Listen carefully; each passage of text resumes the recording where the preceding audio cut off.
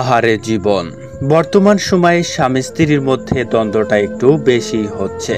এবার হাস্যরহস্যের ছলে 10 বছর বয়সী দেবর রাব্বিকে স্বামী বলে ডাকায় স্ত্রীর উপর ক্ষিপ্ত হয়ে বকাবকি করতে থাকে স্বামী।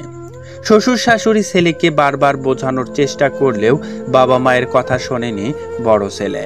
স্বামী বদমেজাজে খিটখিটে স্বভাবের মানুষ। স্ত্রী বারবার স্বামীকে বোঝানোর চেষ্টা করলে যে ছোট দেবর ভাইয়ের সমতুল্য।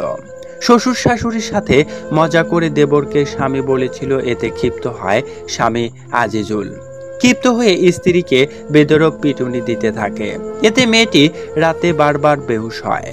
স্ত্রীর কিছু হবে না এই ভেবে রাতে ঘুমিয়ে পড়ে স্বামী। স্বামীর পিটুনি খেয়ে রাতভর অসহ্য জ্বালায় যন্ত্রণায় বেহুশ হয় স্ত্রী।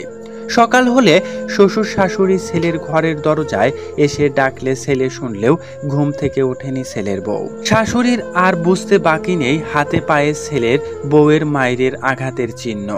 মেয়ের মতো ছেলের বউকে খতম করেছে ছেলে। এতে কান্নায় ভেঙে পড়েছে শাশুড়ি। মা হয়ে এমন ছেলের দৃষ্টান্তমূলক শাস্তি দাবি করেছে পুলিশের কাছে। দর্শক, ছোট দেবরকে স্বামী বলায় বউকে পিটিয়ে হত্যার এমন অপ্রত্যাশিত ও দুঃখজনক ঘটনাকে ঘিরে আপনার কিছু বলার থাকলে তা কমেন্ট করে জানিয়ে দেবেন। পরবর্তী ভিডিও পেতে চ্যানেলটিকে সাবস্ক্রাইব করে আমাদের সাথেই থাকবেন। আল্লাহ হাফেজ।